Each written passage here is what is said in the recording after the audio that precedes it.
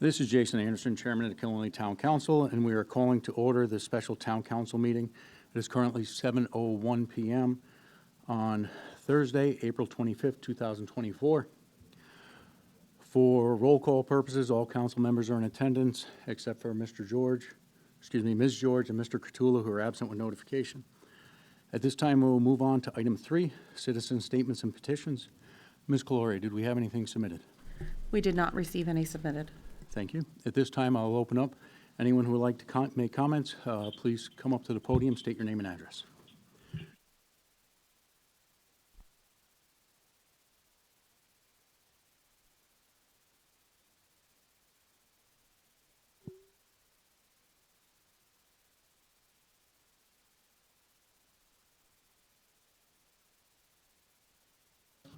Hang on one second.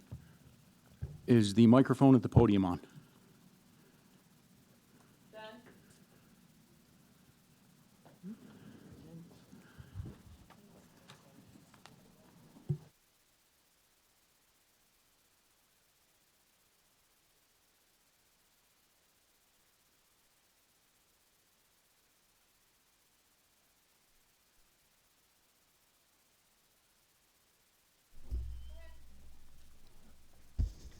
My name is John LaBelle, 57 Island Road, Dayville, Connecticut.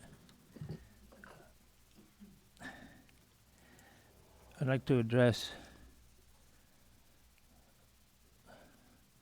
the battery facility that's proposed. And I'm going to leave, Mr. Chairman, I'm going to leave this with you. I won't read it all right now. The enclosed document begins with pages numbered A through L. I have highlighted some important issues therein. The page numbers refer to the first presentation by Wyndham Energy Center, shown on the Killenly website. They may come in useful as you deliberate a contract with them. Pages 1 through 5 that follows are from an article on the internet written by Sustainable Energy Research. I have highlighted areas that I feel are most important to read and understand.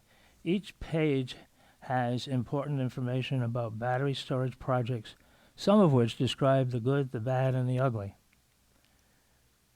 Those pages are, and I iterate them, take particular note on pages 23, 24, 26, and 27, that describes how people can get seriously injured and killed when things go wrong.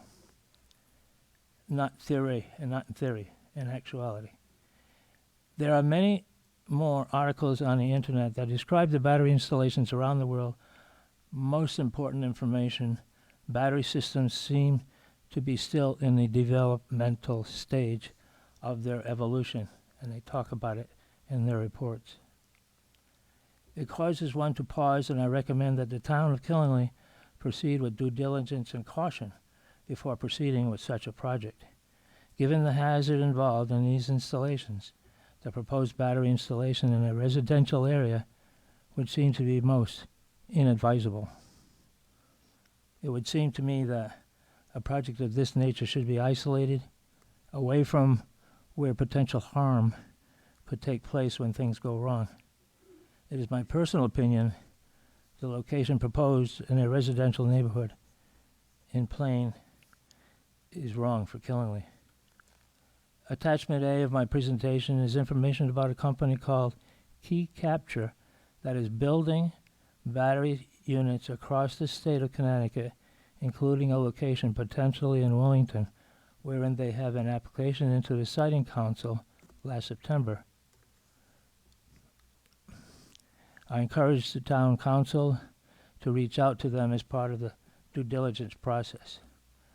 My additional concern is that on the Siting Council website, NTE is still listed as a developer for the same site proposed by Wyndham Energy Center.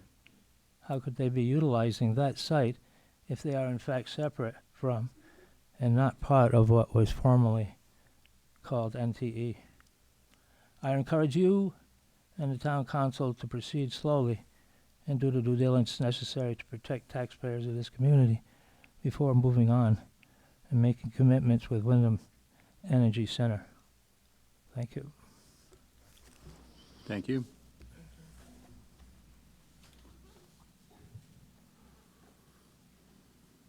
Any more public comment?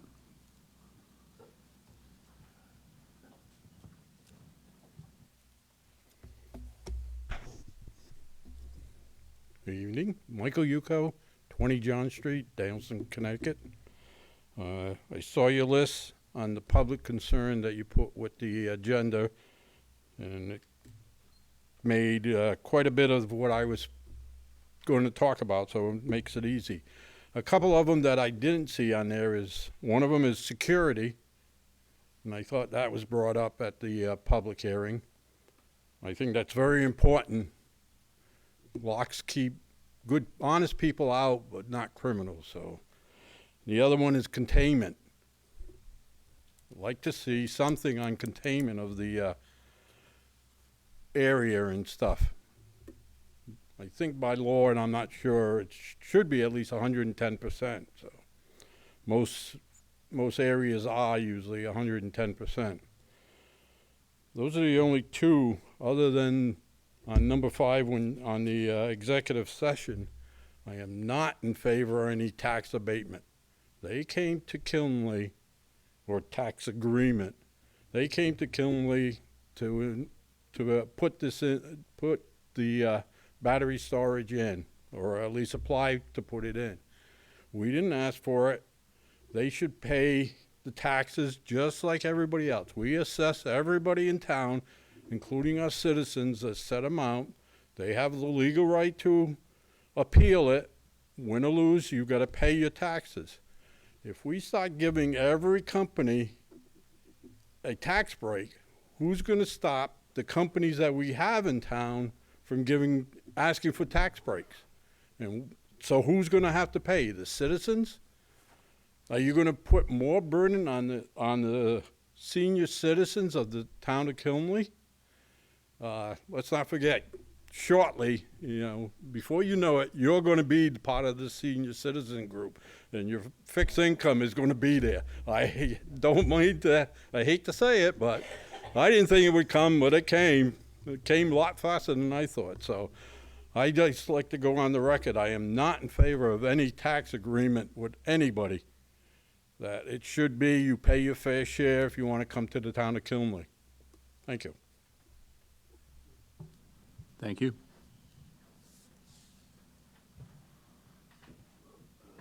Any more public comment? Could I just ask a question on what he said for clarification? Can I ask him? Because at one point he said abatement and then he said agreement, so it's two different things, right? Yes, and tax abatement. motion to suspend the rules to have Okay. All right, motion has been made by Mr. Andelsky to suspend the rules, seconded by Mr. Gambatista. Discussion. So sorry. All those in favor say aye. Aye. Aye. So I Opposed? just wanted, Motion carries. so, I'm sorry, Jason, I'm jumping the gun over and over. Just so I wanted clarification, do you mean abatement or agreement? It says a tax stabilization agreement on the notice, so that's what I do. Thank you. Any more public comments? Can you confirm what the statement was for that, please? The statement for that was for he was in opposition to any tax stabilization agreement. Okay, thank you. Last call for public comment.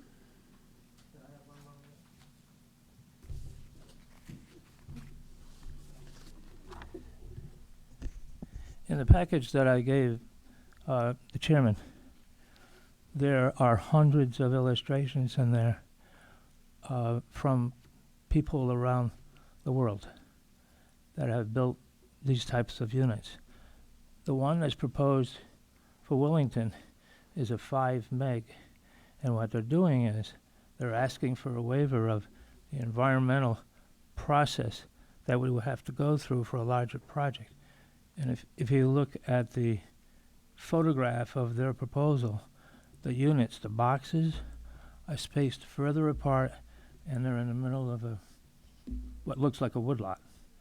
And they're building 6 of those, I think, around the state. They just started. Their company consists of 110,000 people. So they're a fairly large company, and they work around the world. There's some impressive information.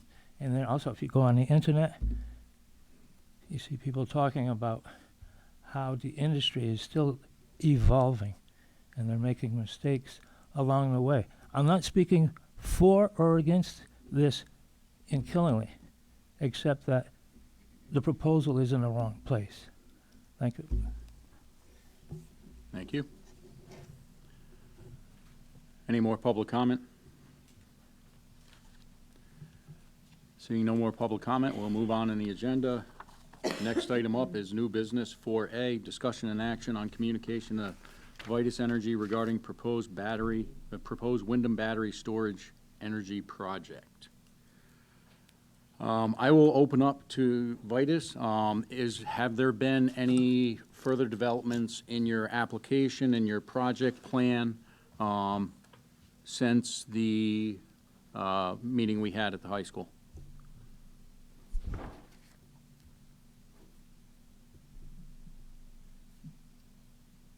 We have kicked off our 30% design as discussed in the town meeting as well. No applications at this time have been submitted.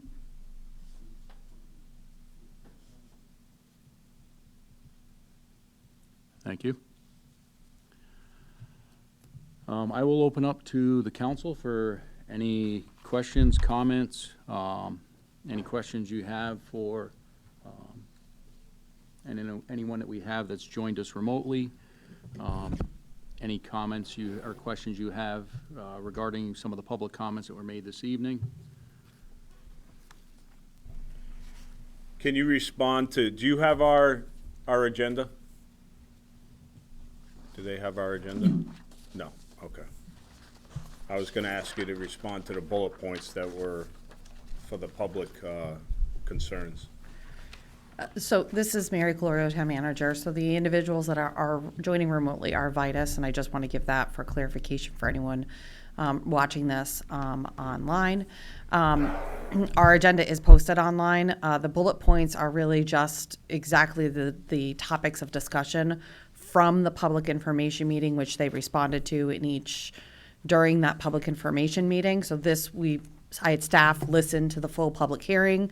And, we all took down notes as to what were the topics that were, or questions that were posed by the public.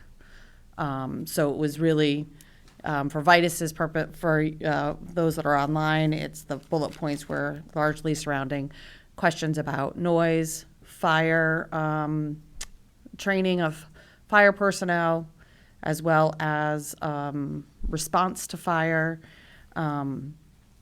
the vegetation management plan or maintaining the vegetation barrier. We also have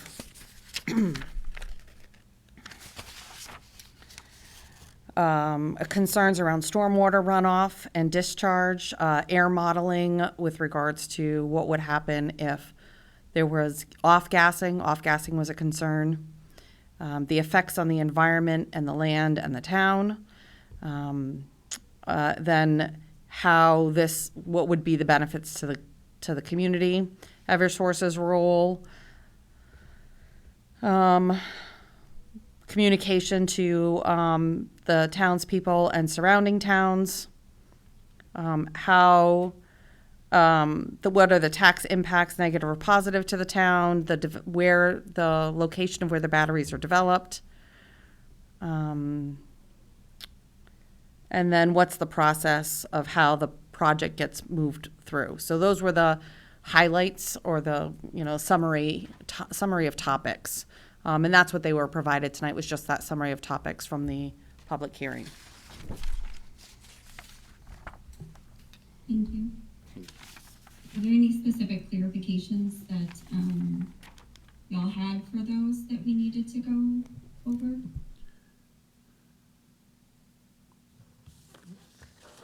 because generally speaking, we heard those as well, those topics raised. We're in the process of developing information, and will be in the process of putting an application together that we expect will respond and provide a lot of detail around many of those topics.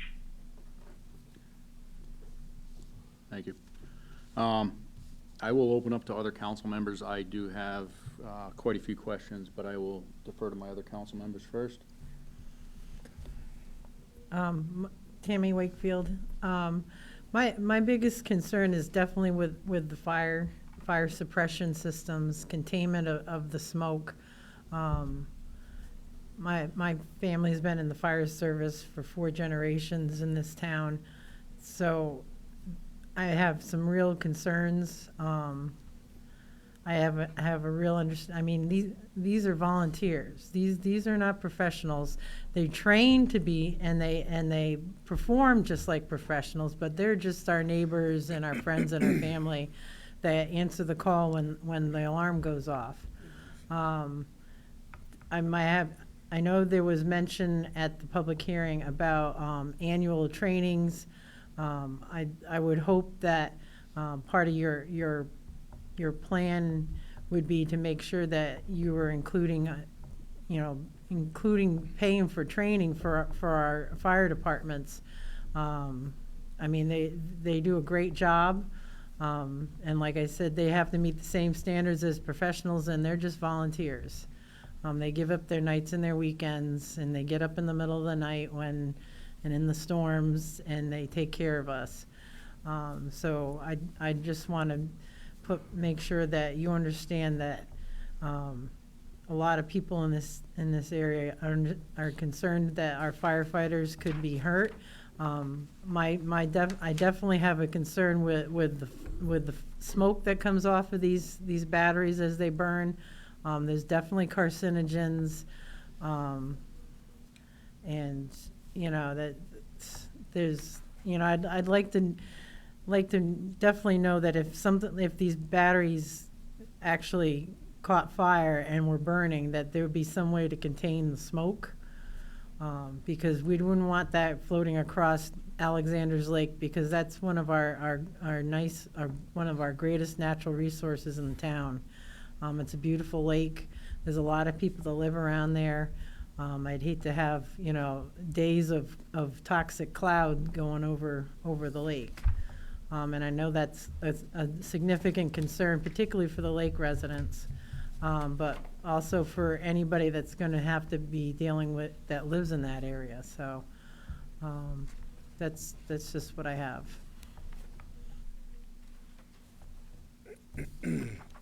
Do you have any updates on the decibel level on the perimeter? What your anticipated level would be? Or is that still 30%? Right, so we need to know what the layout is before we can do that analysis. So we do not at this point have any further detailed analyses completed. Thank you. I will ask all of you who have joined us remotely to, when you're speaking, just state your name and what company you work for. That way the public, when they're listening, can understand who's talking. Thank you. So many residents believe that this is green energy. So would you please tell them where the batteries are manufactured and how that does desecrate the surrounding area? The life of the battery, and you said that the recycling of batteries is improving, but tell us where the battery recycling plants are and how many there are, so the townspeople can realize that this really isn't green energy.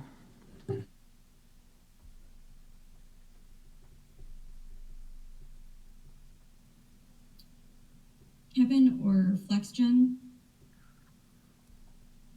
All right, so first, this is Devin Keever from FlexGen. So to answer your first question is the actual locations. I don't have that. I don't have those locations off the top of my head. I know they're currently working on probably 2 or 3 here in the southeast.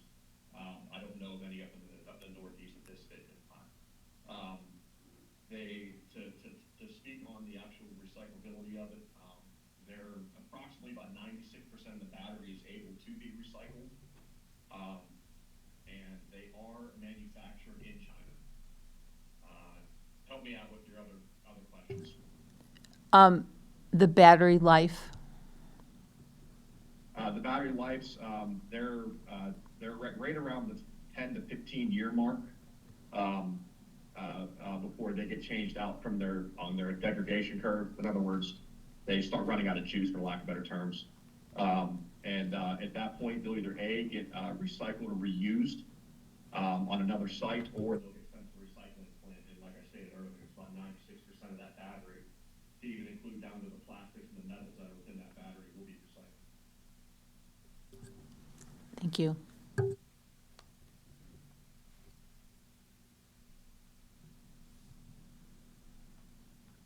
Any other questions, comments from council members? Mr. Grandelski. Yeah, this is in a totally residentially zoned area. The comments in the documents about being in a industrial area, totally false. A number of years ago, the town was looking at additional space to increase industrial park usage. That didn't even come up on the list. We looked elsewhere. Using the NTE as a previously approved site was off the table. Nothing happened there. I think that violated what we have, our rights.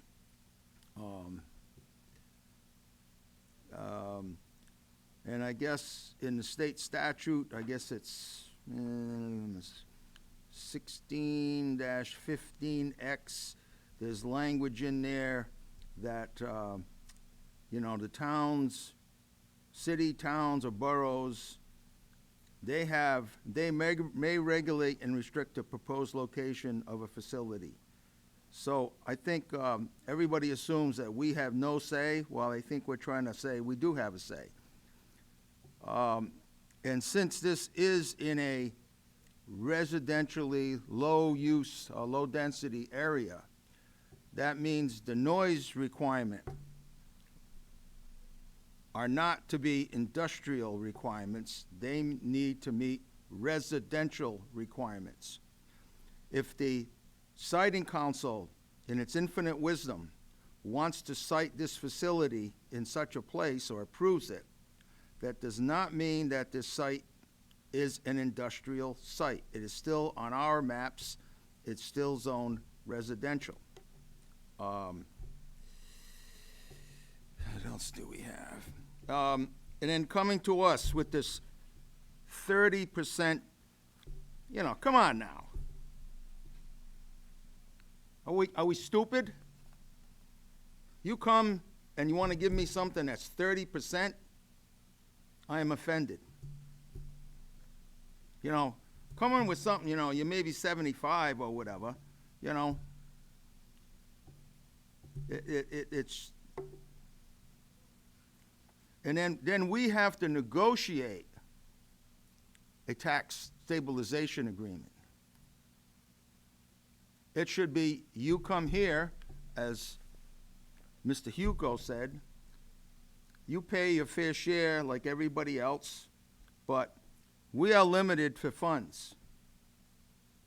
We are in a budget, we're going through a budget deliberations now, and we're gonna find out next week or the 6th of May what the public thinks about what our budget is. And as far as the tax, and again, they look at us, tax increases. But then they say, these fancy tax stabilization agreements. Well, they don't have the money to go and fight their personal residential. They can come, but they don't have a prayer in most cases to get anywhere. But you guys seem to have a lot of funds, to tie up these deals or whatever. And so if you want to come in and say, we have no say in what you're doing over there, how we want to look at the environmental implications, how we want to look at the noise implications, and then tell us that we have to really fight so hard for a tax stabilization agreement. You know, I have some problems with that.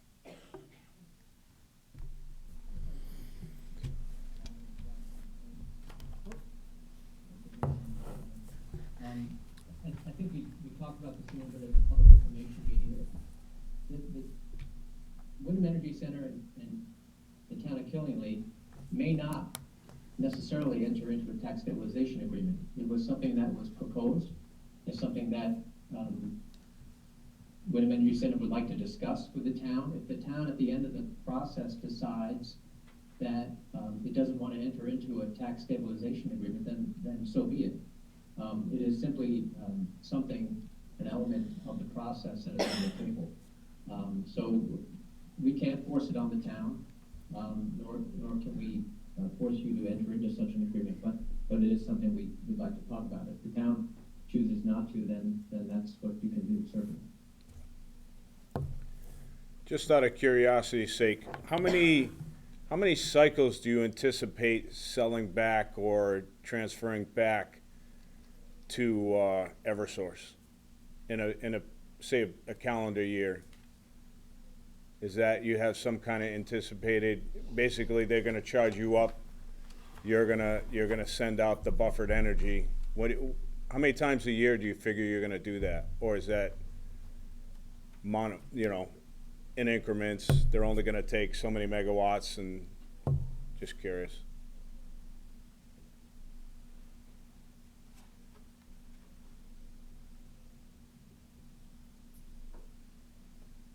This is Morgan. Sorry, I'm just- McQueen. This is Devin Keever from Collection. So it's kind of hard to put a number on that. There's a bunch of different regulatory requirements that have to be met. Ultimately the reality of it is they can't just go out there and start pushing go and sending power willy-nilly. It's a very regulated process, and it's really going to depend on the supply and demand of the local grid system. It's going to play a part, how many times it cycles, how many times it doesn't. So it's hard to quantify an exact number, or even come close to even guessing a number of how many times this batteries will cycle. But how would you build a facility without, because you get paid by the megawatt coming out, right? So how would you not have a remote idea about how much it would be, right? You wouldn't know what your revenue is. You're basically saying that you're gonna build this plant with no idea what your revenue is gonna be.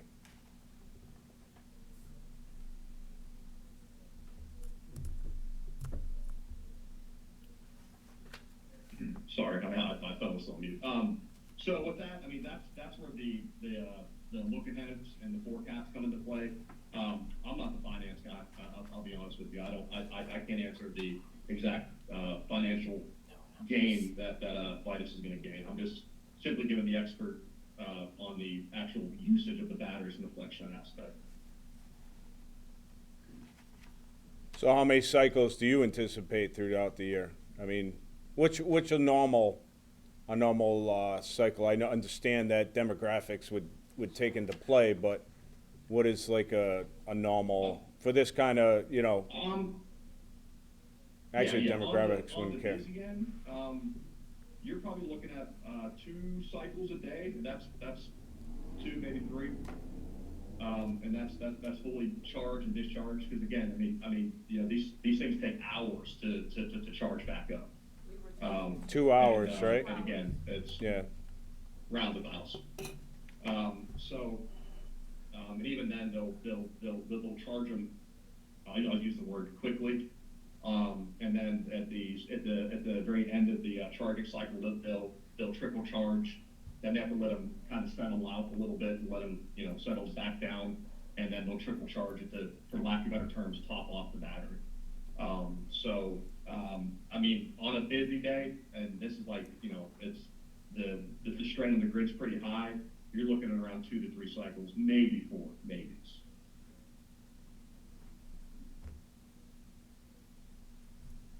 But again, that's utilizing the batteries to their absolute full capability. Right. And you don't have any idea what the upcharge is on your end to sell that power back, the buffered power back? So my company just pretty much handles the integration. In other words, making sure the batteries are talking to each other and they're working properly. We're not involved in the Right. actual financial side of the conversation. Okay, thank you.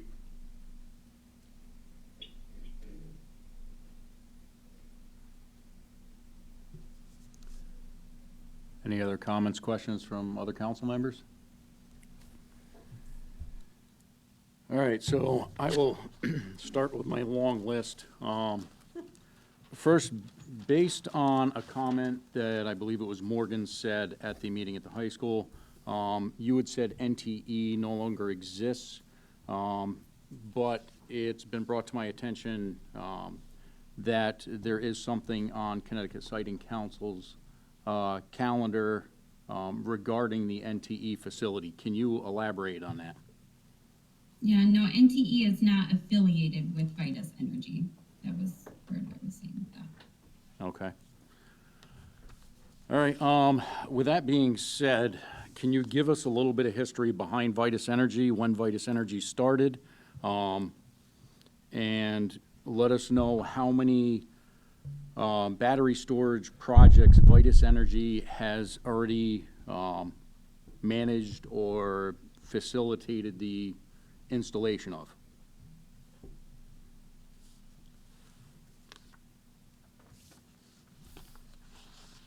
I guess I'm gonna turn this one over to Kevin or Greg with Vitus.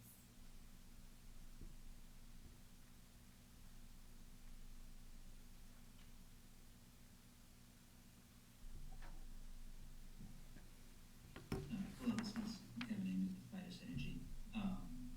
Sorry, I may have missed your question, but I think it was related to the amount of projects, battery projects that Vitus Energy has developed over the course of its history. So this one, I don't have the numbers up in front of me, Morgan, if you do. This one, along with, I don't want to tell you the wrong number here.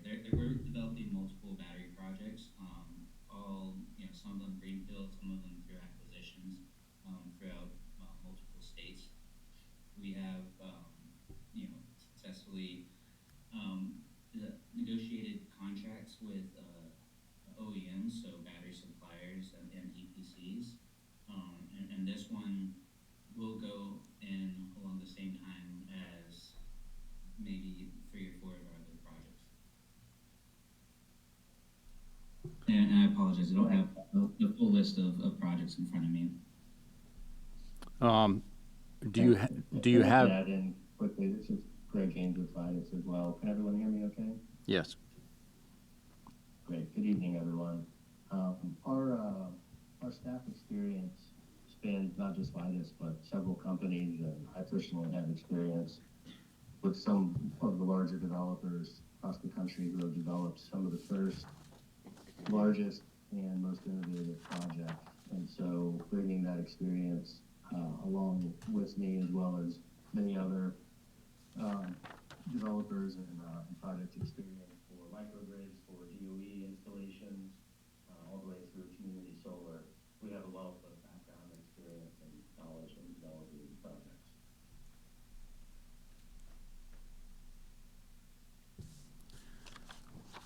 Thank you. Now, Morgan, you had said NTE is not affiliated with Vitus Energy. I had asked for a history of Vitus Energy, when Vitus Energy came into being, and if you could just explain that a little.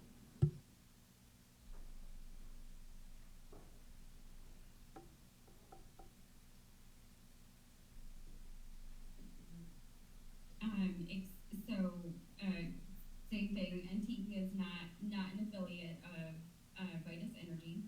I believe Vitus Energy has been around just about 5 years. Greg, does that sound about right? Yes, I believe so.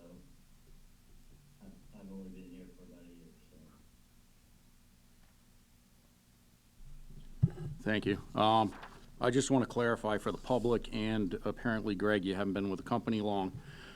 On November 23rd, 2020, paperwork was filed with the Secretary of State in Florida for a name change of NTE Energy Services, and the name was changed to Vitus Energy.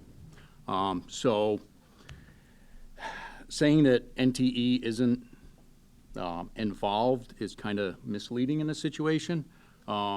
If you also look at the fact that I believe the CEO is Stephanie Clarkson, if you look at another filing with the Secretary of State in Florida, NTE Energy Services, which is another company, there were multiple NTE companies all located at the same address at the 24 Cathedral Place, Suite 300, St. Augustine, Florida. NTE had started multiple LLCs, and as recent as less than a year ago, Stephanie Clarkson, who is also the CEO of Vitus Energy, filed a annual report with the Secretary of State in Florida. So it's just confusing how you're saying NTE doesn't exist, when based off what I'm seeing from the Secretary of State in Florida, NTE still does exist. Vitus Energy exists at the same address. One of the NTE companies, being NTE Energy Services, changed their name to Vitus Energy. I just feel it's very deceiving, and just wondering why you've stated that NTE doesn't exist, considering the information I've just stated.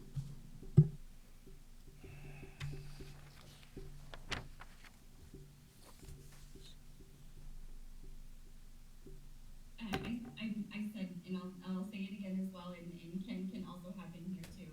NTE is not affiliated with Vitus Energy. Two separate LLCs.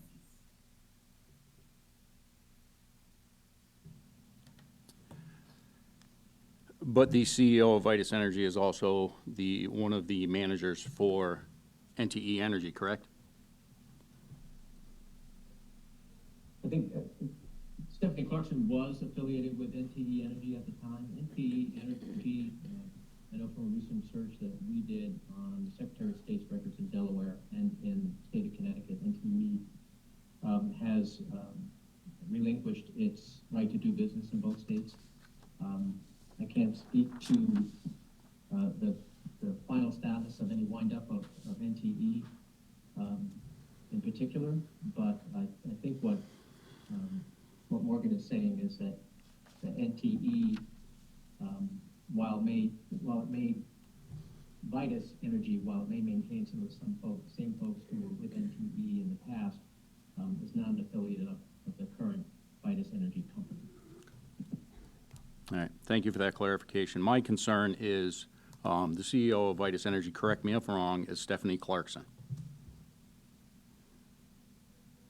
Or can, She is, yes. Okay. Stephanie Clarkson was employed by NTE in 2019. And I have documentation of that. It's available on, if you go with SunBiz, which is a Florida website where you can look up any LLCs or businesses down in Florida. This is where I've gotten all this information. So that being said, that she's currently the CEO of Vitus Energy. She was a manager for NTE back in 2019. I'm curious how much of the staff that was at NTE is currently employees at Vitus Energy. And the reason why I bring this up is some of the things that have gone down between the town and NTE. Specifically, Tim Eves' testimony to the Connecticut Siting Council, and bear with me 1 minute, I actually have the date that was.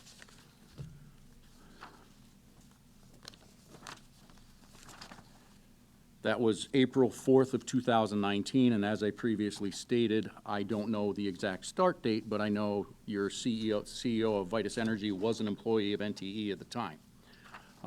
And I don't know how much involvement she had behind the scenes, what was going on as far as NTE's dealings with the Siting Council.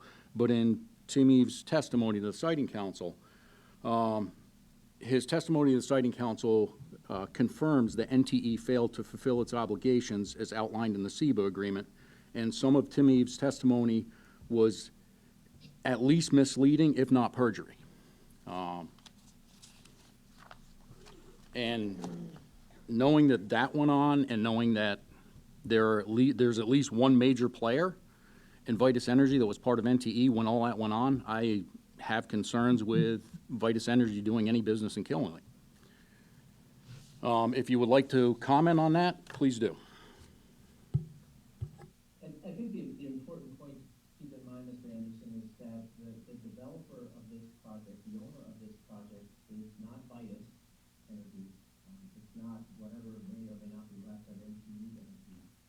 It is a company called SD Renewables and their parent, Sunflower Energy, which is, as I think we talked a little bit about at the public information meeting, is a company based out of Israel.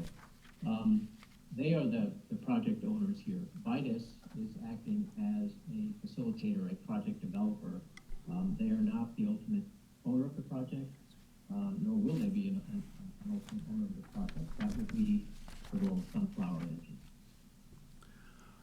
Mr. Bolden, I thank you for that, and I understand that.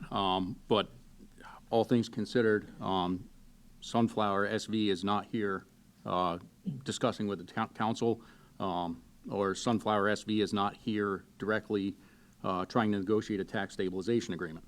If they were, I could understand separating the Vitus Energy from Sunflower as far as NTE's previous dealings and any previous NTE employees who are employees of Vitus Energy. However, Vitus Energy is the one that brought the project to us, and they're the ones we're dealing with. So that's why I brought up all these statements.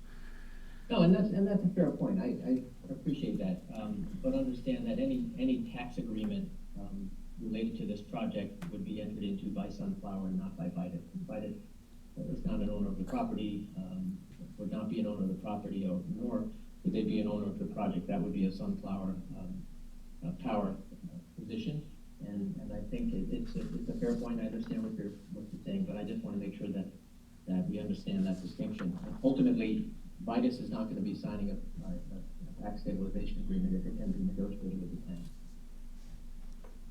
I have one question. Is Sunflower the only potential owner that you have on the table right now for this project? Yes.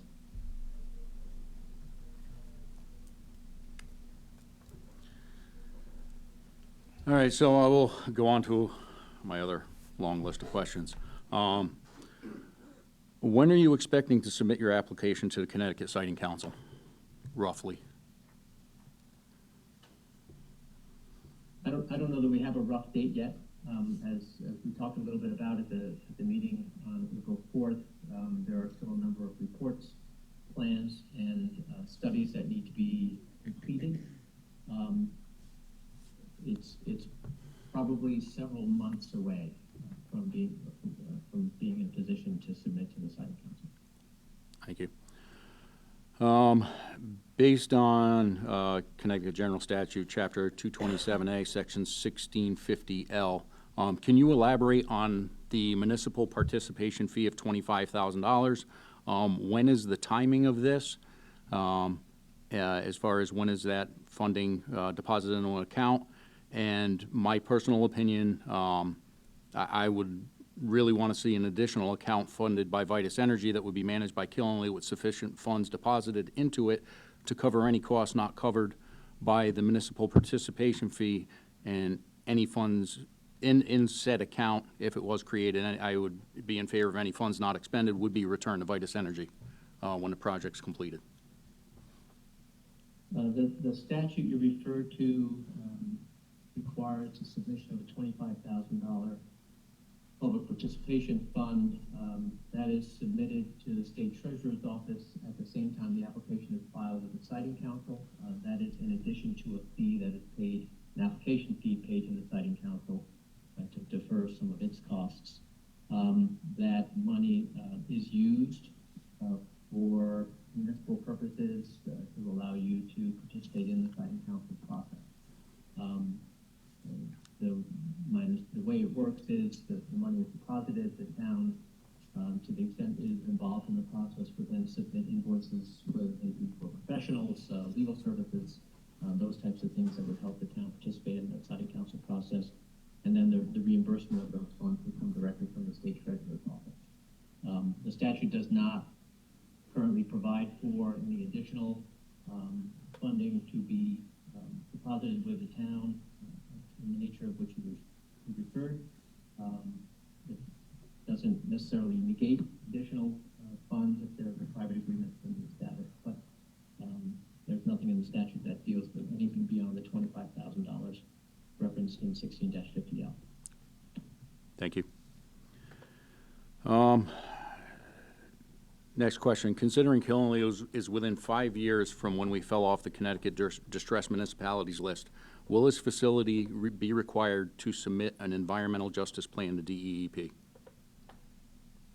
Ken Baldwin again with Robinson & Co. No, the environmental justice plan requirements in the statute related to the siting council facilities that they're defined do not apply to battery storage facilities. Thank you. Now, this is kind of just to clarify for the public, anyone who wasn't aware of the meeting that went on. Correct me if the date was wrong, but I believe it was April 4th was the date of the public information meeting, correct? Correct. Okay.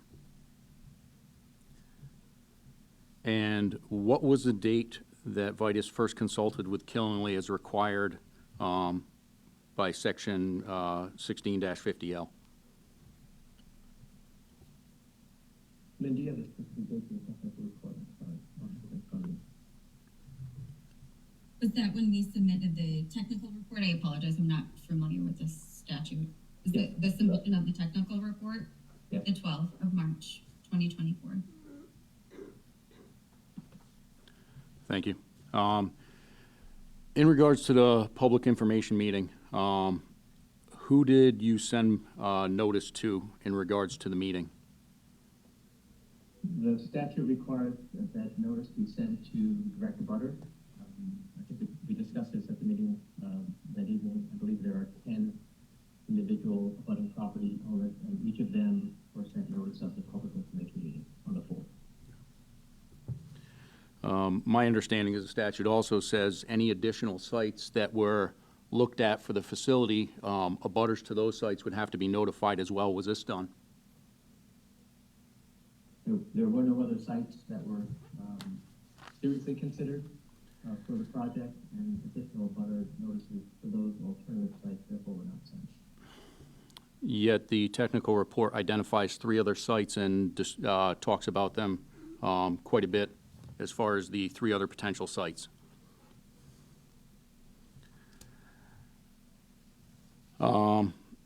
Next question I have, for the public information meeting, was notice published in a newspaper, and which newspaper and what date? The newspaper publication was in the local newspaper. I'm sorry.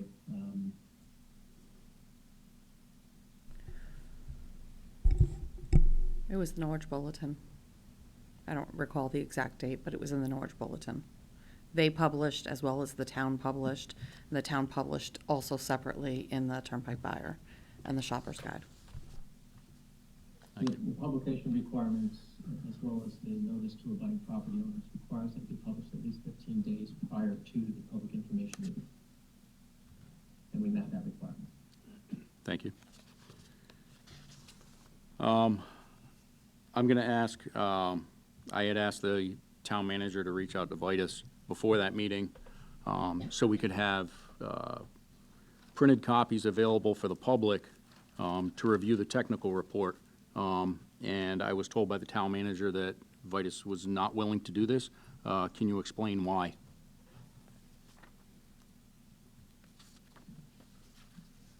Yeah, we made the decision to post the QR code for folks to download the report instead of printing 75 copies of the report.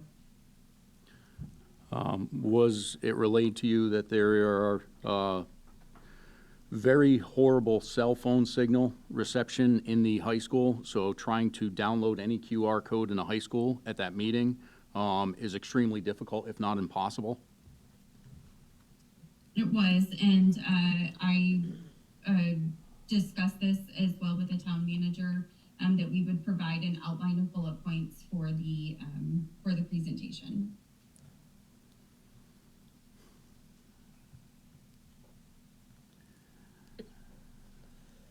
And this I will refer to the town manager. Did the town incur any administrative expenses associated with a public information meeting? We did make several copies of the report, not just for the public information meeting, but to also have distributed among a number of facilities. And then we did also incur advertising fees with relating to making sure that the town appropriately also published notice. I don't have any of those figures directly in front of me at this moment. Okay. Because I write in the state statute we've been referring to, the Chapter 227A, Section 16-50L. I have to get back in further to see exactly what subsection it is. It talks about when talking about the public information meeting, it states such applicant shall pay all administrative expenses associated with such public information meeting. So I would greatly appreciate if the town could submit what those costs were to Vitus Energy, based on state statute saying the applicant has to pay those administrative costs, and they shouldn't be passed on to the taxpayers.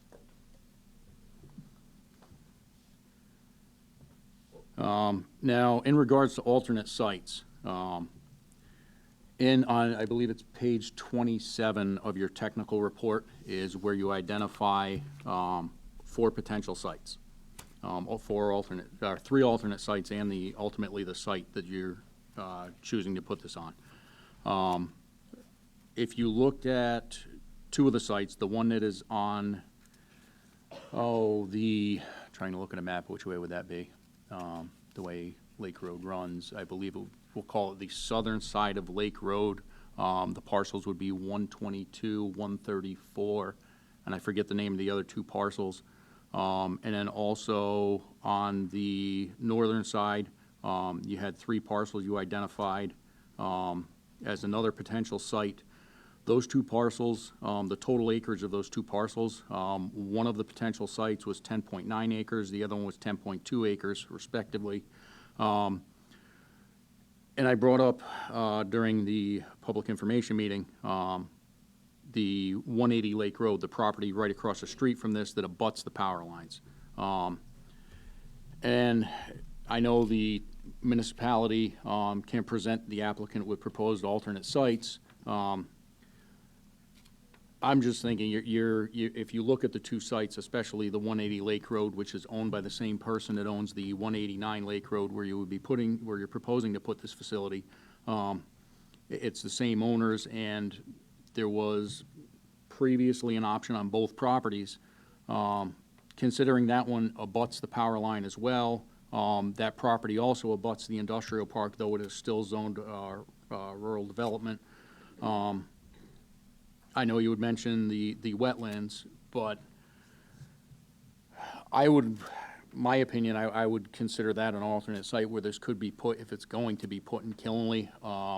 Another spot as far as alternate sites that I would entertain the thought of looking into would be the current Walgreens property, which Walgreens has stated that they are closing.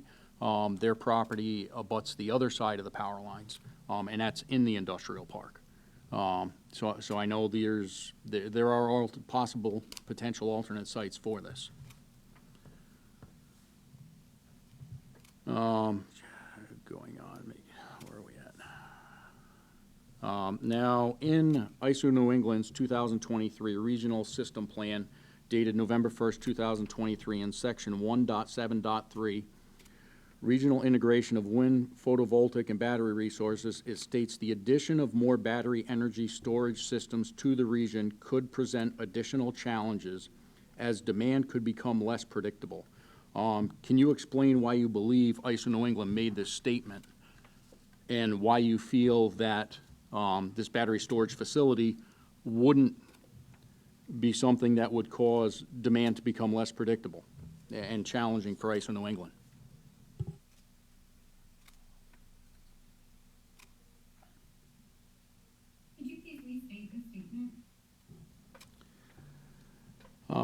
I quote, "The addition of more battery energy storage systems to the region could present additional challenges as demand could become less predictable."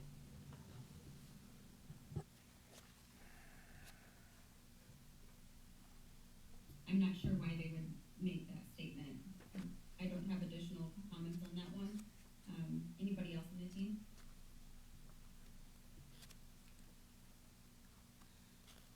I think it would be better for us if Mr. Anderson, if we could take a little time and go back and look at that section to make sure we understand the full context within which the statement was made in the ISO report.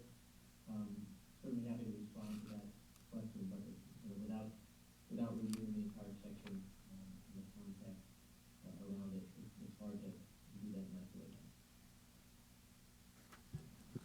Okay, thank you. One of the things that was brought up was concerns with fires, something that was stated at the public information meeting. Compared this fire being no different than a house fire. One thing I take into consideration is one of the fires they had in the state of New York last year on a 2-month-old battery storage facility. The fire, they did have a fire there. As it was stated previously during the public information meeting. As far as response from emergency personnel is contain, do not try and put the fire out. That was the same policy in New York.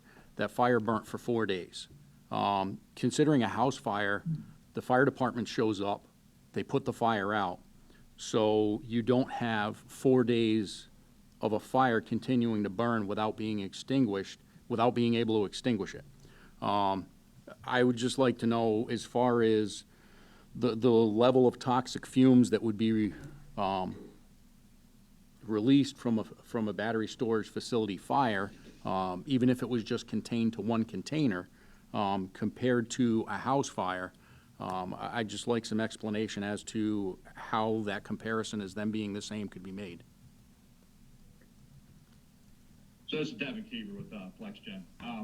So, you know, and to give clarity, now, I don't know the exact fire that they were speaking of, but just speaking in general terms of thermal runaways and fires on the batteries. With LFP, you know, like you say, it's on fire. The odds of it being actual active fire, you know, is very different than just off-gassing. So if it's off-gassing, it's not going to be actual physical fire and flames, and you know, it's not going to be an extravagant event. I can't speak to why they stayed there for 4 days. You know, and it's hard to really quantify without seeing the exact fire. Because I mean, fire is dynamic. It can change. It depends what's burning, what part of the cabin is burning. So it's hard to quantify exactly what the hazards are, what the chemicals being released, without the flume analysis and not really knowing exactly what's actually burning. But, you know, I just want to clarify that it's not like this, it's not like a typical fire where it's, you know, visible flames for 4 days straight. A lot of the time spent on site is monitoring, and just watching. It's not necessarily active firefighting. Thank you.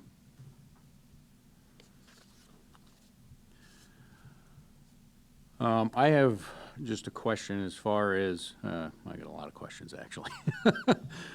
I'm not gonna lie. So I know one of the things ISO New England's talked about when it comes to a need for battery storage is partnering them with renewable resources. Because of the nature of renewable resources, whereas a cloud could come in, the wind could die off, and using battery storage at those sites can help buffer the grid. Now, taking that into consideration, where a lot of what ISO is saying the need for this comes from is renewables and working renewables into the grid, and how the battery storage should be partnered with the renewables. I just don't see where we have the renewables in the area that would necessitate a battery storage facility of this size. Can you explain why you chose the size that you did rather than a smaller facility, like a lot of the other battery storage facilities that are proposed in the state are? And where the majority of time, if this facility were to go forward, and let's say you finish construction in 2 years from now, where you expect to be charging from most of the time, considering that we don't have the amount of renewables in this general area to support a battery storage facility of this size, in my opinion.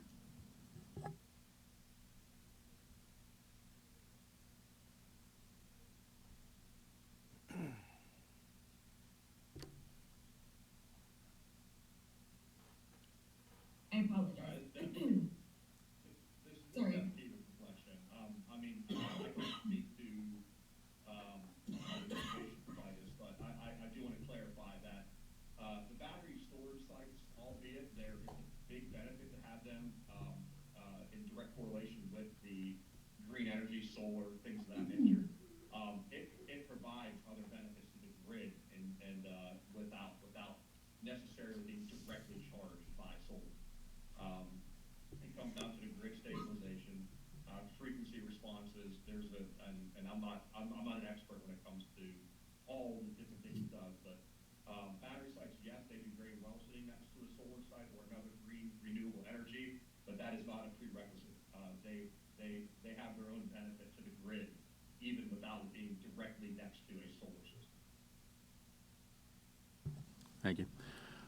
Do you know what percentage of energy is lost from the transmission from the grid through the substation, through the transformers, into the batteries, back out of the batteries, through the transformers, back through the substation, back to the grid?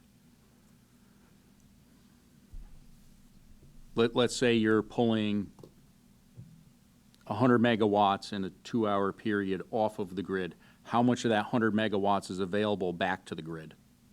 And how much is actually lost?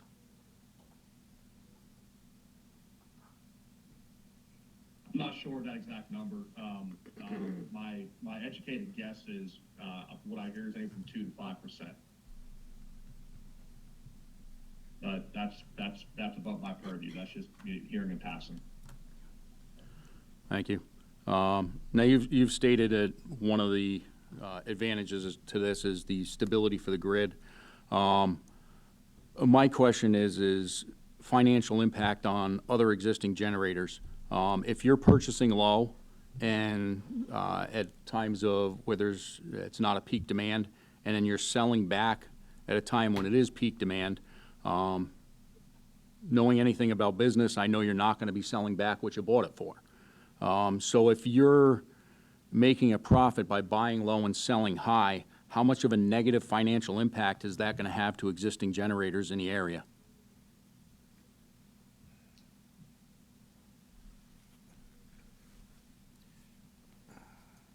I'm going to ping Greg for this one. This energy section is his specialty, so.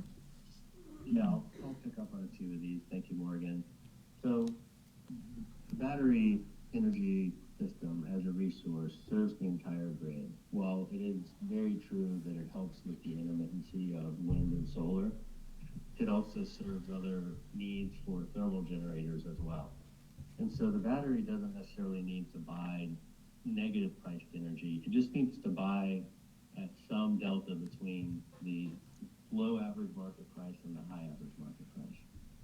And while we don't know what that price is or how much money we're going to make specifically off the resource, what the function of the battery is in the market is to provide what's known also as ancillary services.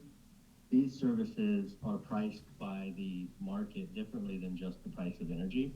Ancillaries are reactive power. They are frequency regulation, things like voltage support.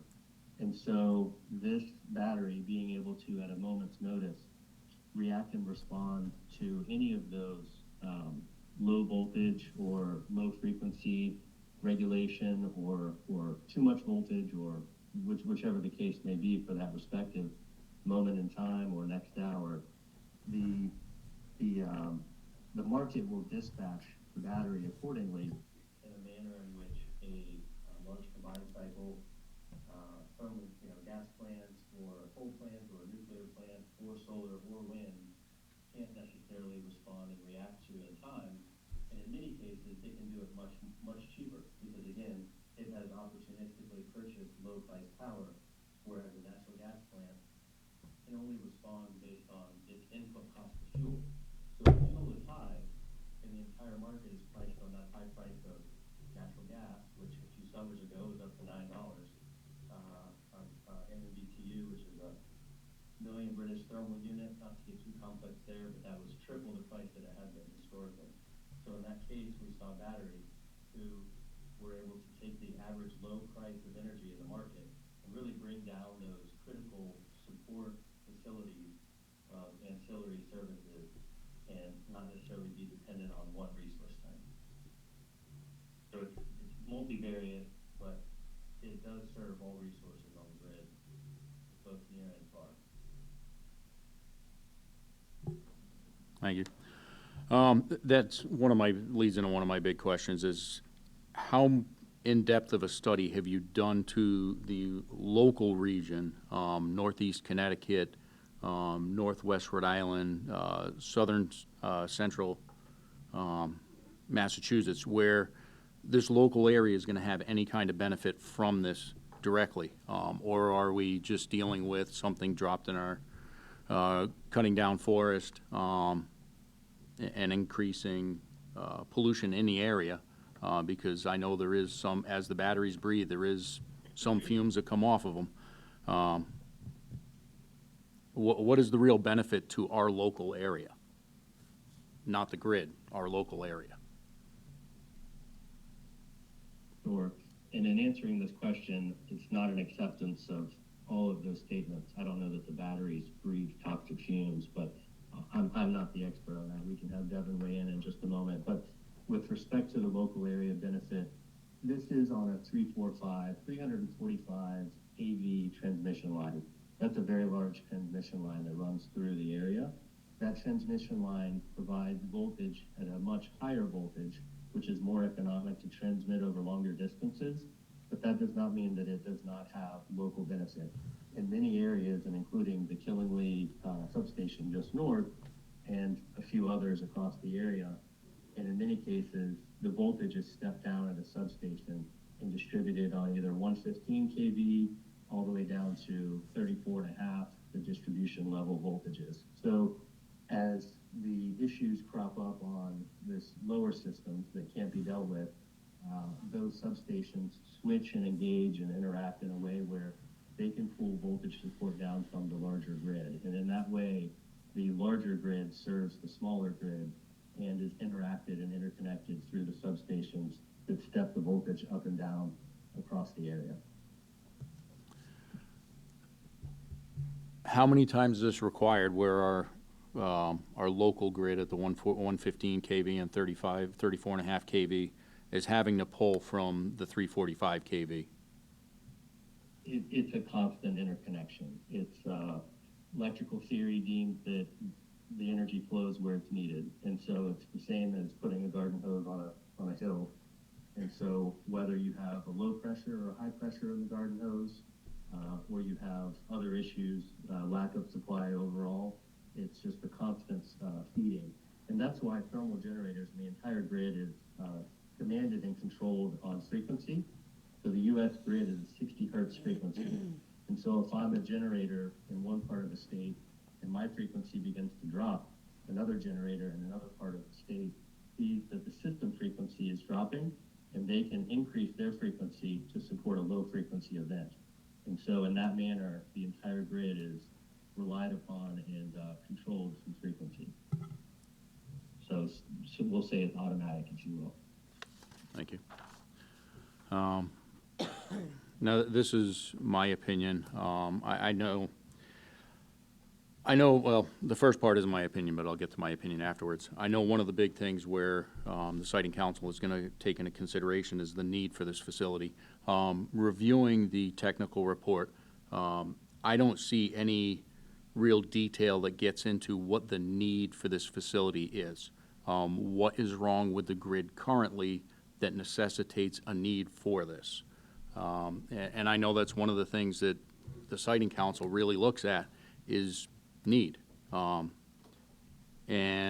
in your consultation with the town, that's one of the things you have to do is demonstrate the need for this facility. And my honest opinion, looking at the technical report that was supplied to us, it's very vague as to detailed information as to what the need for this would be.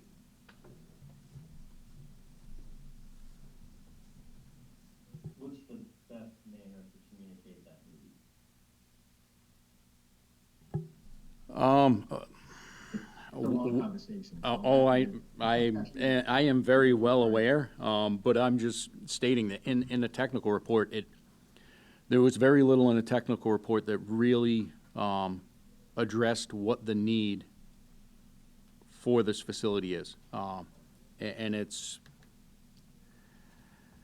I know it could be a very long-winded conversation. I would have just liked to have seen more detailed information in the technical report, whether it's links to studies that have been done by ISO New England, whether it's links to studies that Vitus Energy has had commissioned to determine that there's a need for this facility. Okay. Is that something we can furnish to you subsequently? I would love to see that. Okay.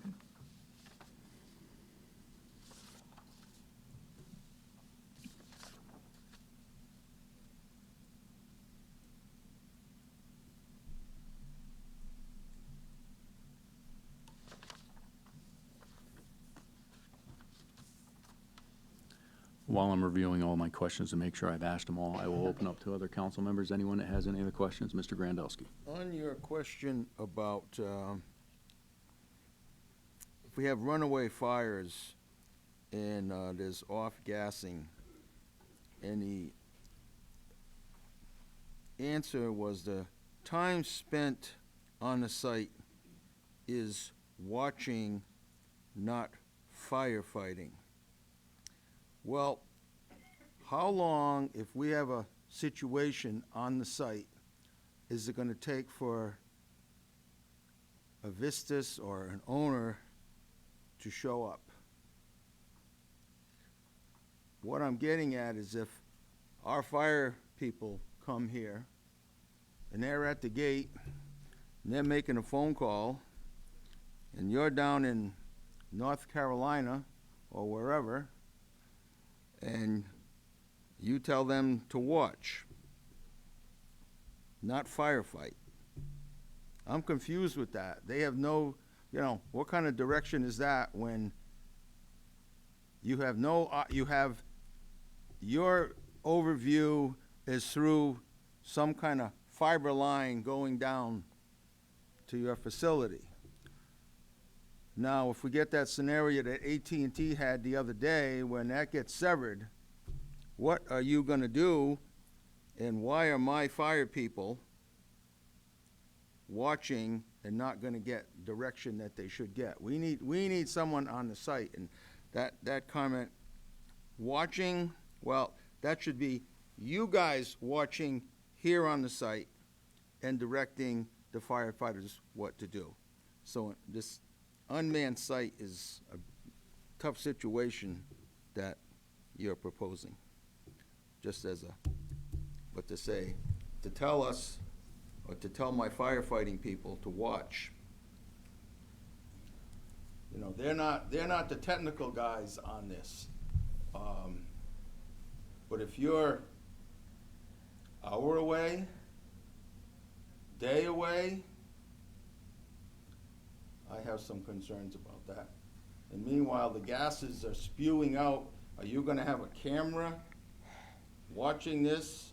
Are we going to have air monitoring equipment so that you can access that air monitoring equipment to maybe give some direction to our safety personnel. But, you know, let it burn, you know, scenarios like that, that scares me. I have a question in response to Ed and in response to procedure, because I feel like we're just going over the same concerns we already had. I don't hear any real answers from people, because we raised all of these concerns before. Security, I did raise that. Containment, I raised that. Manned, I think there's nobody here tonight that's going to say, yeah, we've decided to man it. So these are, I appreciate hearing the concerns again and everything, but I don't hear any new answers. So is this just a meeting for people to voice new concerns or something? So tonight's meeting is for the town council to deliberate and discuss how so the council has an opportunity to provide a correspondence back to Vitus Energy with recommendations, concerns that they would like to have addressed in their application process to the siting council. So once we receive the technical report, the town has 60 days to essentially submit a response or a correspondence to Vitus around the project, outlining or making recommendations or requests for their consideration in inclusion in that application. You have 60 days to do that. That communication would be due back to them by May 8th. So tonight's meeting was really to have you develop what is your correspondence back to them around what those concerns were that you heard at the public information meeting, and how do we want to go about making that communication. Okay, well, I'll just reiterate mine. I'm not comfortable. Honestly, I'm not interested at all. And I had raised the concern of, do we have a choice whether this is coming or not? And the answer that I understand is no. So you can tell the siting council I said no. And security is a concern. I think it's ridiculous not to have all that wonderful battery equipment with no security. I think there's no containment. I'm not interested when it's not manned once a month. I think is ridiculous. What else did I say? Stormwater, we said. Off-gassing, I said, can you get a scrubber to clean it up? Like, we're just, commitments, that's what I said. We want commitments. I don't hear any commitments tonight. So we've already said it. I want commitments to sound, not, oh, we'll see what we can do. Well, I thought tonight we were going to have commitments, so that must be my misunderstanding, Mary, about what it is, because I feel like this is the same stuff. And Andy wanted money, and we have no money conversation. Jason's points are all very important, and but we did go over them, like. Yeah, so this was really about taking the information, any additional information you might have heard at the public information meeting, and really starting to discuss, you know, what are your priority communications to Vitus Energy around this application. So they can take the opportunity to incorporate those concerns or address those concerns in their application. That's what the statutory language is. Am I correct, Rich? That's why Rich is here, to make sure that we are, you know, complying with that. So I have, you know, I kind I of would started. just add the manned thing for me, Okay. Mary, if that's our if this is the points thing that was putting, and then you're going to add Jason's mini points tonight. It's very important to me that it's, you know, only a maintenance check once a month. I did start drafting a correspondence for, you know, because I didn't have any direction, you know, I had the public hearing comments, Mary. and I didn't have, you know, specifically priority points. So based on the points that were outlined in the meeting, I did start drafting a communication. But again, you know, that would be the council to give me direction on what are your, you know, are there priority concerns that you want to make sure are highlighted in that communication. So I will make sure that we add that it's an unmanned facility and that security is consistent and a security presence would be requested. I have another question. So with the off-gassing, can you give us the chemical makeup of the fumes when it's idle and just venting? And then give us the chemical makeup if, in fact, the batteries do burn? What gases are actually gonna be sent out per unit?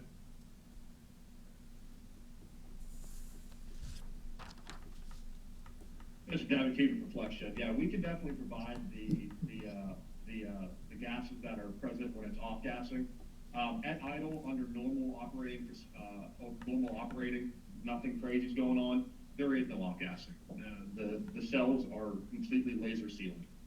So there is no off gassing from the batteries when they're under normal operation. There's no venting of the batteries at all whatsoever? No. Okay. And then if you could provide, if it does burn, that would be great. Jason, you mind if I have a couple more questions? So my question, did Eversource request this battery facility to buffer their power supply?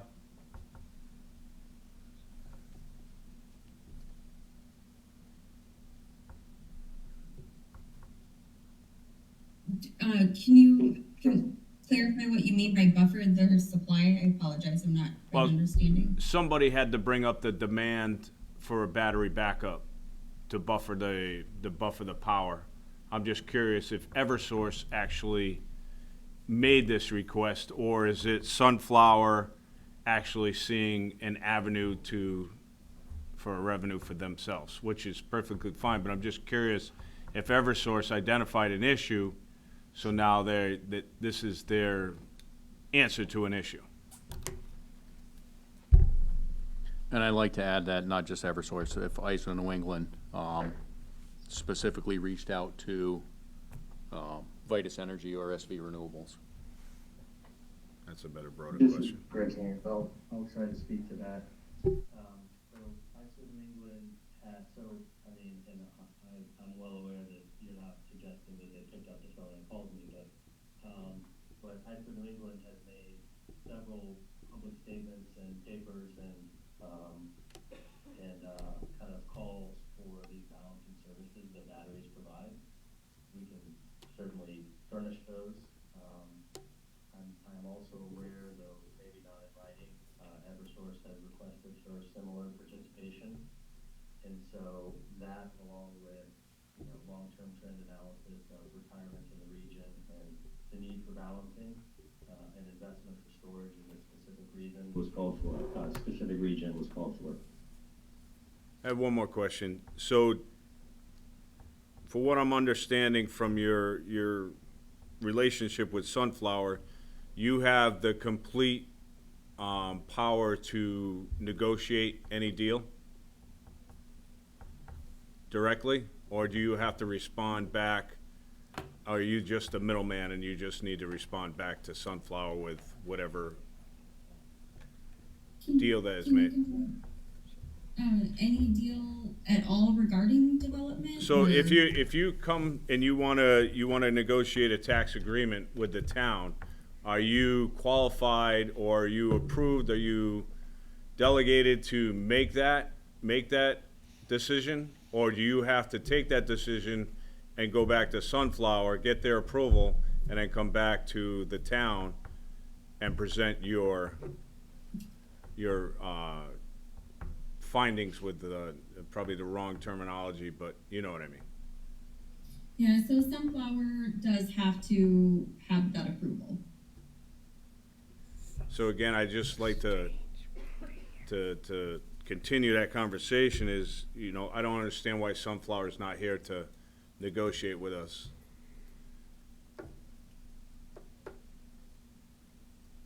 It would seem prudent that, and a lot of time that, could be wasted. I mean, like I said, I figured tonight we're coming to this meeting, executive session, we'd be talking about dollars. It just seems like this is a big, none of these, I mean, obviously you guys must have recorded the town meeting and all these concerns were brought up, but we really don't have any additional information about the request from the townspeople. And it seems like tonight, hopefully into executive session, it's not a big waste of time. If I may clarify, the request for executive session was the chairman had called to request an executive session for the town council. themselves alone to discuss strategy. There was never a communication to Vitus that they would be participating in any type of executive session tonight. We just want to make sure that that is clarified, that that was a request by the chairman. I would like to relay, this is the last one, to the Connecticut Siting Council that we don't want Chinese batteries. We want to get them from some other country that we may not be shortly at war with. I concur with Andy that we should be discussing all of this with Sunflower. I mean, for all I know, Sunflower can fire you guys tomorrow. You know, we're never gonna get any clarification on what kind of a contract you have, but when I deal with sub-tier and that passes on to somebody else, a lot of information gets lost in the shuffle. And, it's kind of disheartening that, not to say you're a sub-tier group of people, but the hierarchy, if we're dealing with something, you're going to them, you're in the middleman, where, you know, that's a lot of extra time.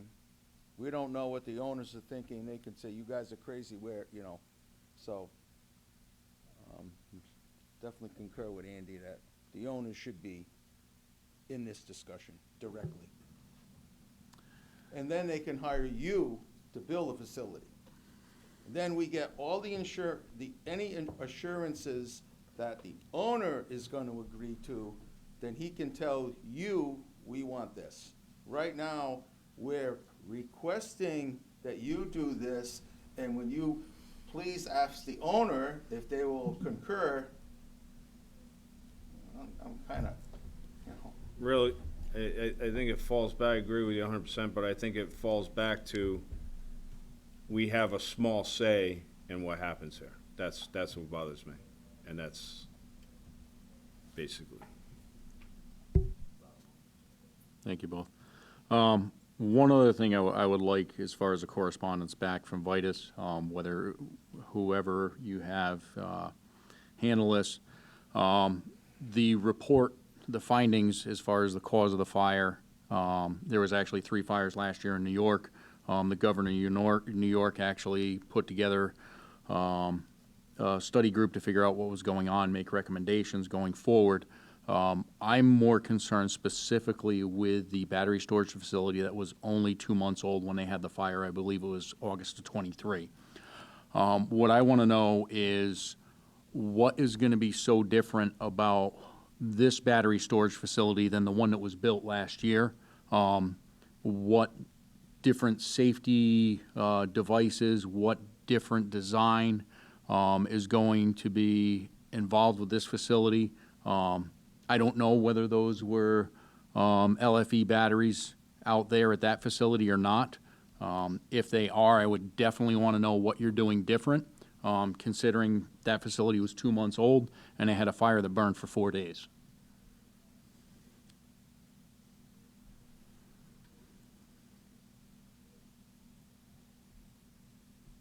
That's certainly something we can look into. Again, I think as Devin stated, he's not familiar with all the facts related to the New York battery fire that you're referring to, so we'll take the opportunity to take a look at those facts and that information, and we can respond to those questions.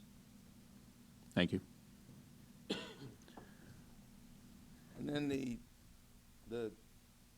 80 or 90 pages that John gave you, I have not had a chance to look at any of that.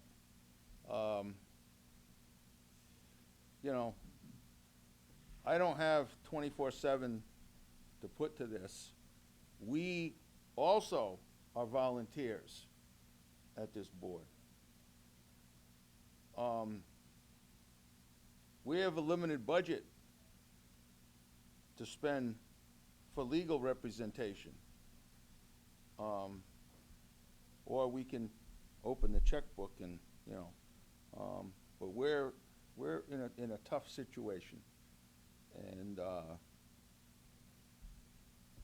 again, you know, we're not dealing with the owner, but then as we get information, it's hard to, I mean, I don't know how much time it would take to go through that document, what is it, 80 pages or 90 however many pages it is. And basically what John says, it's, this is a very developing technology. So, and then you say, well, we're only 30%. Well, that's in line with that how are we supposed to buy into something where you're only 30%, and then we're supposed to comment on something that's only 30%? There's a lot to go. Thank you. Thank you. Could I just clarify that point real quickly? The 30% design drawing that we're talking about are for the design drawings for the project area. It doesn't relate to a level of completeness for the battery designs or the technology design. It is simply an engineering figure used by engineers. 30% drawings are typically the drawings that are used that allow a project like this to go forward and figure out what the grading needs to be, how the stormwater might be impacted by the grading needed for the project. It does sound a little awkward, I agree, the 30% number, but it doesn't equate to a level of incompleteness. It is simply a design level that the engineers use to identify when certain information is available for the design of the project. It's well short of final construction plans, yes, which might constitute 100% drawing. But 30% provides adequate information that allows the project site to be designed and developed for these purposes. So I don't want it to be perceived as a level of incompleteness at this stage of the process. 30% design drawings is pretty typical for this stage of the process. I have to disagree with you because you can't give us any vital information as in decibel level. You can't give us any information on where the fumes are gonna go. If there happens to be a fire, you don't have the elevations that what elevations these batteries are gonna be on. So, Again, but that's. apples and oranges, though. I mean, Yeah, but this is important to us. So your 30% means basically nothing to us without having the information decibels. I mean, you're gonna be in a residential neighborhood. You don't think these people would like to know, how loud these batteries are gonna hum? You know what I mean? Yeah, not what I said at all, but to be clear, the 30% design drawings, which are just about completed, allow for the layout of the site, allow us to, on a plan sheet, design where the batteries are gonna be located, where the noise emanating elements of this project will be located, so that then we can study things like noise impact on property line and noise impact at nearest receptors. And that's all we've been saying all along, is that we need this level of design drawing available so that the project can be laid out on a plan. And then, once we know where the elements of the project are, then we can do that noise study that we understand we need to do. It's a concern to you, and we're going to address it. We need to address it to provide that information to you, but also to provide that information to the siting council. And it's in the process. But we don't have those details for you tonight. We didn't have them for you on April 4th, but know that progress is being made. But if we are in disagreement with your project, we need that information. We need to go to the siting council and say, hey, this is gonna be X amount of decibels. But if you give us, which you, I believe, wouldn't give us, if you give us a minimum or a maximum decibel level, that's something that we could work with. The townspeople are not gonna wanna hear, well, we don't know. We have to do a study. So if you come up with solid numbers, decibel numbers and such, that would be helpful to argue your point.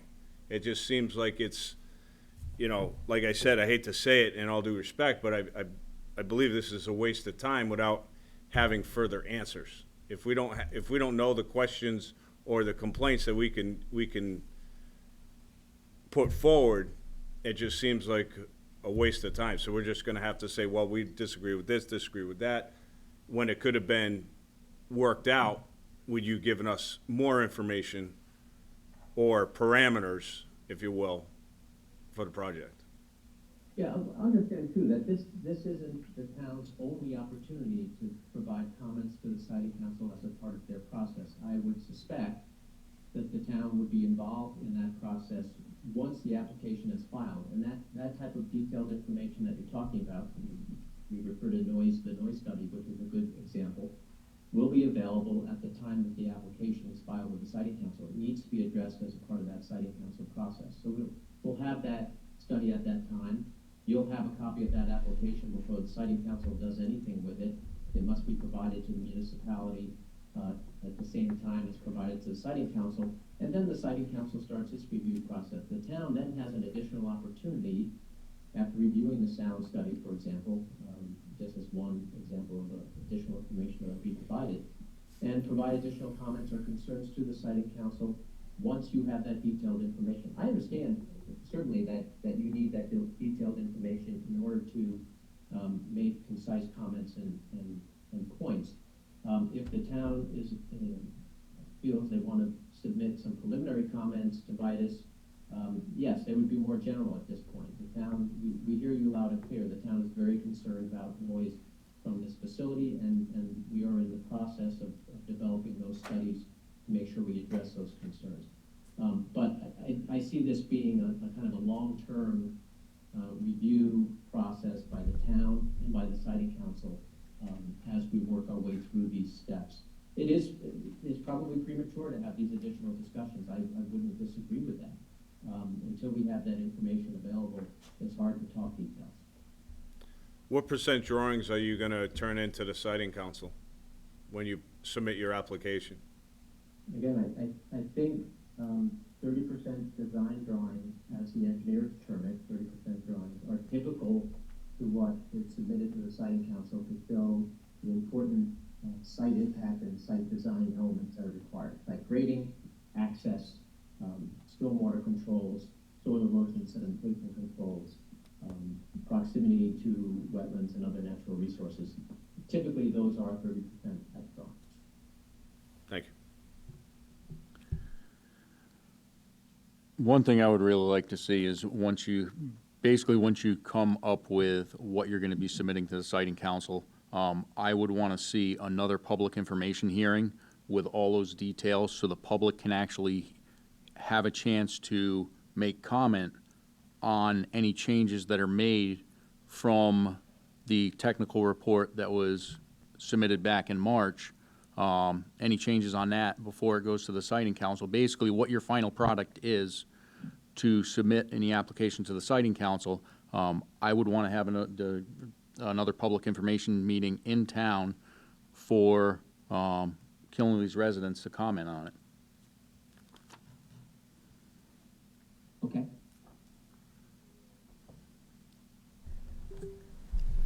And then one other comment about the, okay, we're just going to give you a document with a QR code.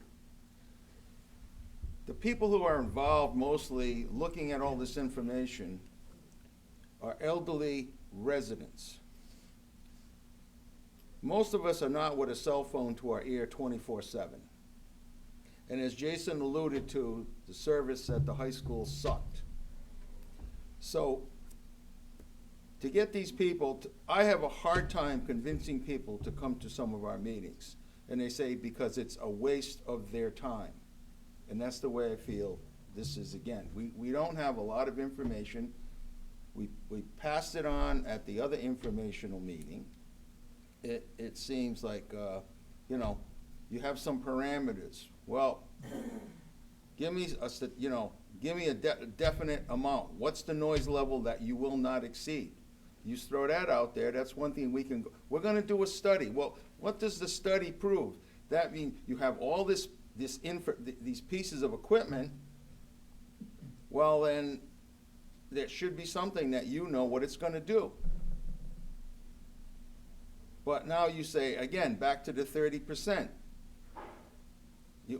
We have no idea. You know, you could have you know, maybe the noise level should be 10 decibels. But no, you're gonna come out with something 100, oh, that's the minimum we can do because we can't get it down. Well, you're gonna mitigate it down, you know? You can put, you know, and scrubbers on the emissions of these units. You could commit to that. There's no commitment to that. I don't see any commitment, you know. And again, it goes back, we don't have the owners here, so, I mean, the owners are looking at, you guys gotta get them a good deal. Well, I don't think we're getting that great of a deal.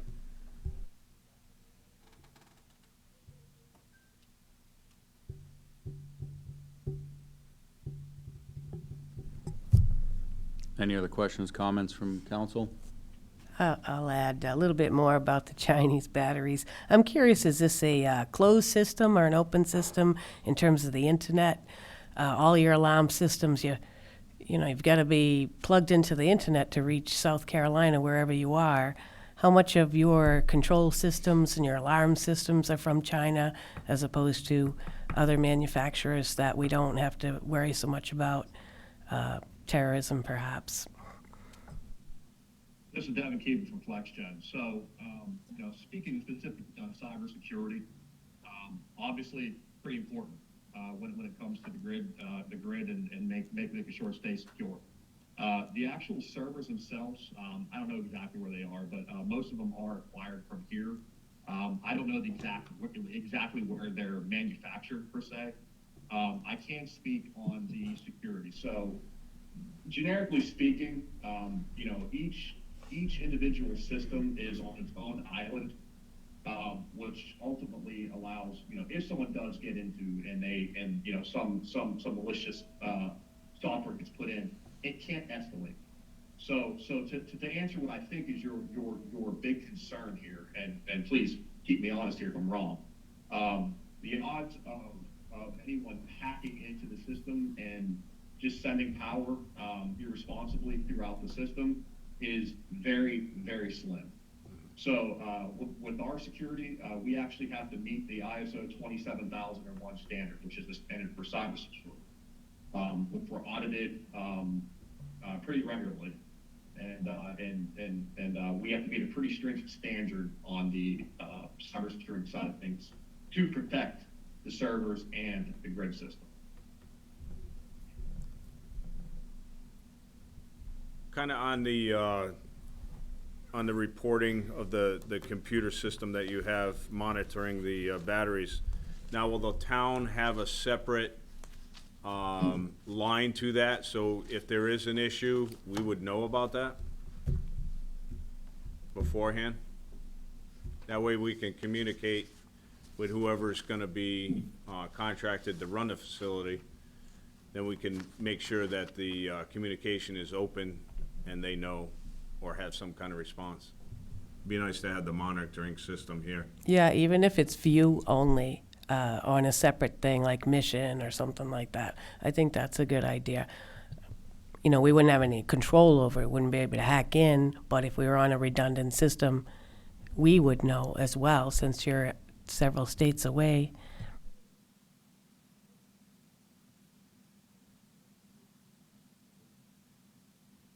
Devin Keever Reflection, I can't speak on that specific design of the site, but I can tell you that we are able, I mean, it's not uncommon for owners to have control. I haven't seen control given specifically to an AH, or to a city council or AHJ yet in my time. Not to say that it won't happen, but I haven't seen it happen yet. Yeah, I was thinking more of first responders, not the city council. I don't want any more alarms. Fair.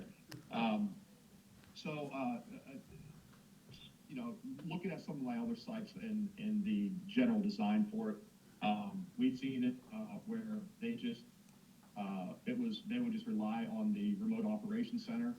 I've seen it go where they had a separate annunciator panel that once they showed up on site, they could go and see exactly what's going on and where. So there is a couple different designs that can benefit. I haven't seen it go like, you know, to the local fire station's computer where they can pull it up and log into it. I have not seen that yet. Yeah, I mean, because if you have to go, if you're not allowed on the site and your panel is on the site, that just seems odd.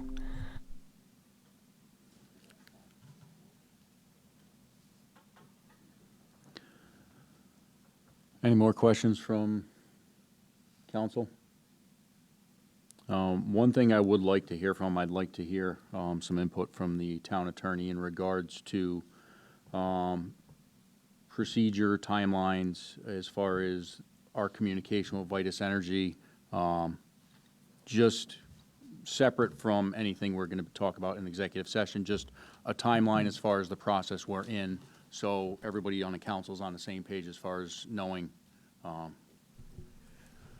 Yeah, I think the town manager accurately stated what the time frame is for, providing, essentially a punch list of concerns to them, 60 days from the date that you received the original technical report.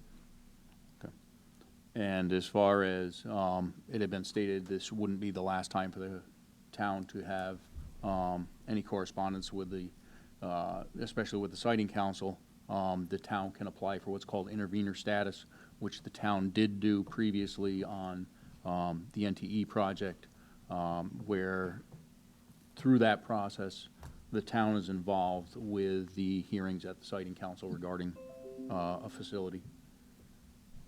And that is what the $25,000 fee is that they have to pay to the siting council, is to offset any costs for the town as we act through that intervening process. So it's specific to just the process at the siting council. Now, I have one question. If the town were to hire an outside expert to get a third opinion on need for this facility, is that something that would be covered through that, or would that not be something? I would say we would discuss that with our attorney and review that with the language within the siting council. Yeah, you'd look at the specific statute that talks about what it's for. I think, it's relatively liberal in terms of what it can be used for, as long as it pertains to the particular application. Thank you. One thing I would like to know, and I know I don't expect an answer tonight, and this is to the town manager, is if we could just see how much the town expended during the previous, the docket 470 and 470B that were before the siting council. Just so we have an idea of potential expenses going into this. And I will open up to any questions any of the council members have for our attorney.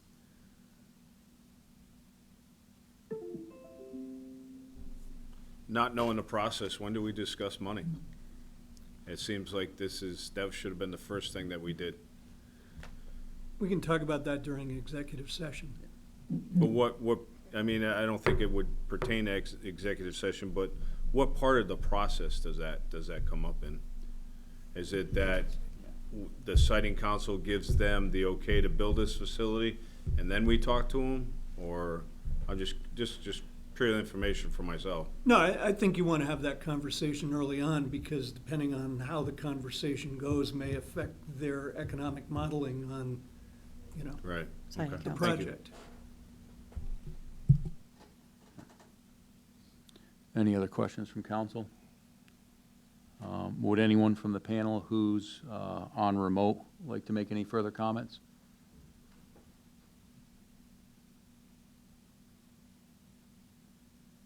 Hearing none, I think we're all set. Thank you, Mr. Chairman. Thank you. I would like to, all the concerns that have been brought up, all the concerns that were brought up at the public information meeting, I would really appreciate if we could get some correspondence back in regards to the things that were brought up tonight, the security, the fire issues, need for the facility, difference between the facility in New York, that fire, and this facility, as well as everything that, all the questions that were brought up tonight, that there weren't answers for, that council members asked for further clarification on. I'd appreciate correspondence back on that. And I would like to thank all of you for joining us remotely for this. Appreciate all the time that you've given to us this evening. And seeing no further questions, we will now move on the agenda. Next item up is 5A, executive Can we back session. up?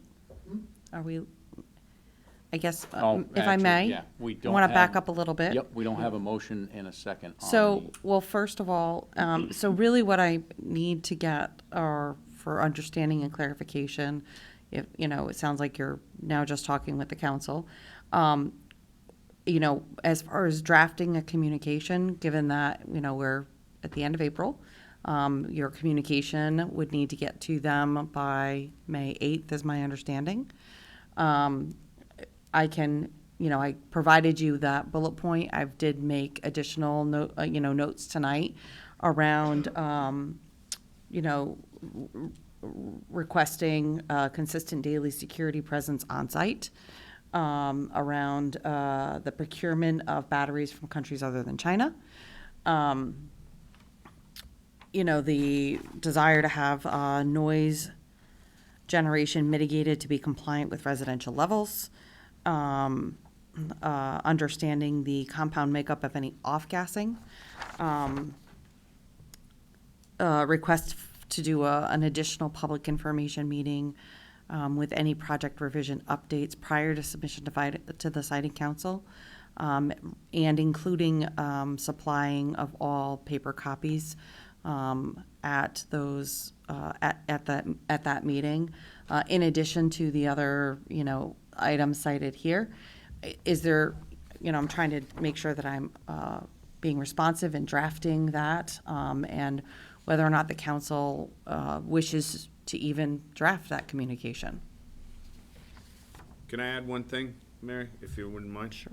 I would like to see, before we have that informational meeting, town meeting again, I would like to see at least a responsible response to all our bullet points that we're presenting. I just can't see asking the town to come back out and the townspeople to come back out if it's just gonna be the same rhetoric where there's no answers.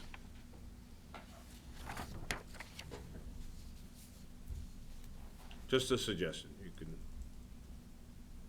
Other things I would like to be addressed would be, based off the report on the fire in New York, how this facility will be different than that one. What steps will be taken to prevent a catastrophe like that happening here, especially considering the size of this facility is much larger. I will let you finish, done writing that one.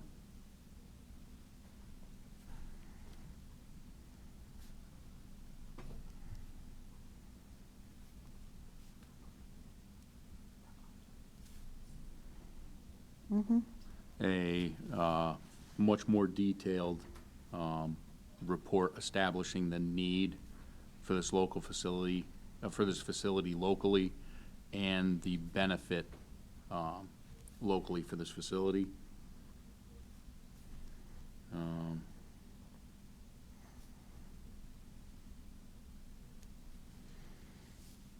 A response on in regards to ISO New England's 23 regional system plan in section 1.7.3. 1.7.3. Where it stated that the addition of more battery energy storage systems to the region could present additional challenges. And how this facility wouldn't cause additional challenges to the grid.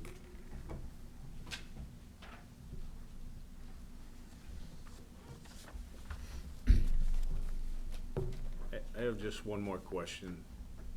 So, for the Sunflower, the owner, what else do they go under? Is it just Sunflower, or I think you mentioned a different name, like Sunflower / something? SB Renewables. SB Renewables.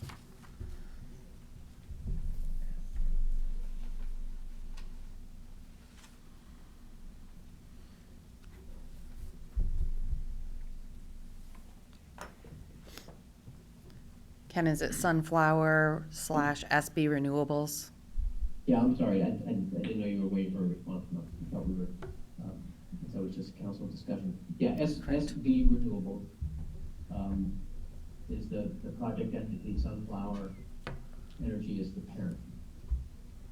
Thank you. Do we know if this is a foreign company or an American company? Israel. Thank you. I do have a question.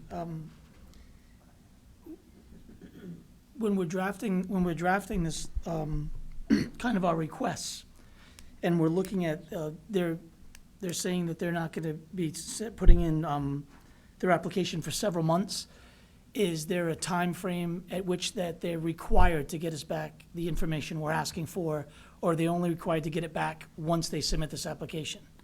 So according to the statute, this is a communication to Vitus about the concerns that the council might have. It's not requiring them to respond to those concerns. Okay. It is only for them to take into account those questions, concerns, or requests of the council, or the municipality, I should say, in their application process. There's nothing set within the statute for them to respond to any of these questions.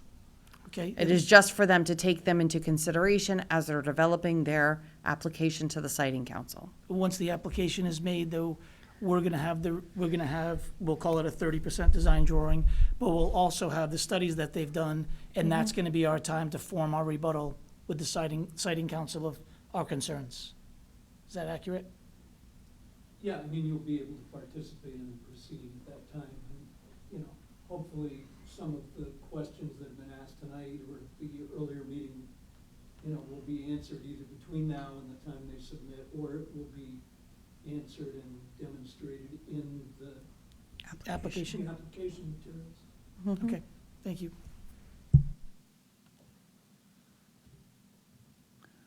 Are there any other requests for information other than the ones outlined by Ms. Gloria? So what I will do is continue to finalize the draft of this. I will, obviously have legal Rich review, and then I will transmit it to Jason and Tammy, the chair and the vice chair, for to verify the completeness of it based on these discussions, and then we will look to submit that communication to Vitus Energy. Procedurally, do we need a motion tonight for the drafting of this? Yeah, I would say that you probably want to make a motion to direct the town manager to generate correspondence that is consistent with the issues described tonight. Thank you. I'll make that motion. Motion has been made by Mr. Grandelski, seconded by Ms. Barclay. Further discussion? All those in favor say aye. Aye. Aye. Opposed?